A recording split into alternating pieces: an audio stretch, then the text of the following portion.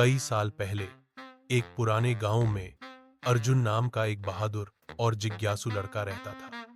गांव के लोग एक पुरानी किंवदंती के बारे में बात करते थे कि सैकड़ों साल पहले एक क्रूर डाकू सरदार ने लूट का सारा खजाना पास की काली नदी के किनारे एक गुप्त जगह पर छिपा दिया था। किंवदंती कहती थी कि खजाना एक गुमनाम कब्र के नीचे है जिस पर एक अजीब निशान बना हुआ है। एक दिन अर्जुन को नदी के किनारे खेलते हुए एक बहुत ही पुरानी पीली पड़ चुकी डायरी मिली। यह डायरी उसी डाकू सरदार की थी। डायरी में खजाने तक पहुंचने के लिए कुछ पहेलियों और नक्शों का जिक्र था।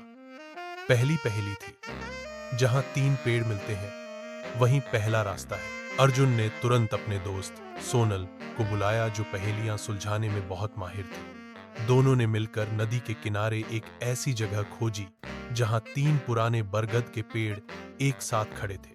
वहां उन्हें जमीन पर एक पत्थर मिला जिस पर एक अजीब निशाना खुदा हुआ था। निशाने से पता चला कि उन्हें नदी के पानी के बहाव के उल्टी दिशा में चलना होगा।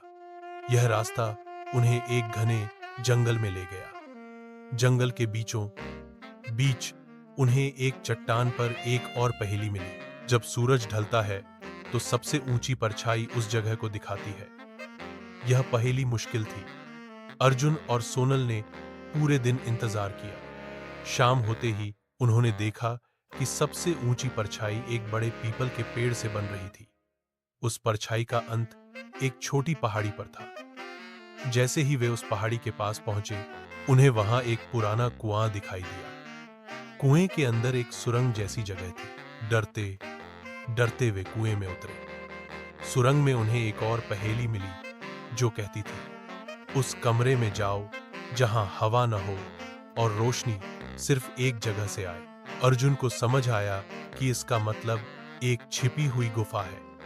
उसने और सोनल ने कुएं की दीवारों को ध्यान से देखा और एक जगह पर एक ईंट को थोड़ा ढीला पाया। उन्होंने उसे हटाया तो अंदर एक छोटी अंधेरी गुफा का रास्ता खुल गया।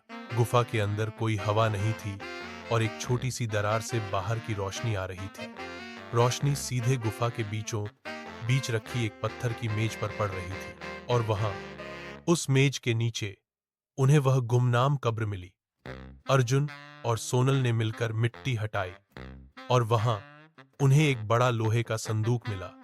संदूक को खोलने पर उनकी आंखें चौंक गईं। वह सिर्फ सोना, चांदी या गहनों से नहीं भरा था। उसमें पुरानी किताबें, दुर्लभ झड़ी बूटियां और सबसे महत्वपूर्ण गांव की एक खोई हुई मूर्ति थी जिसे लोग सालों से खोज रहे थे।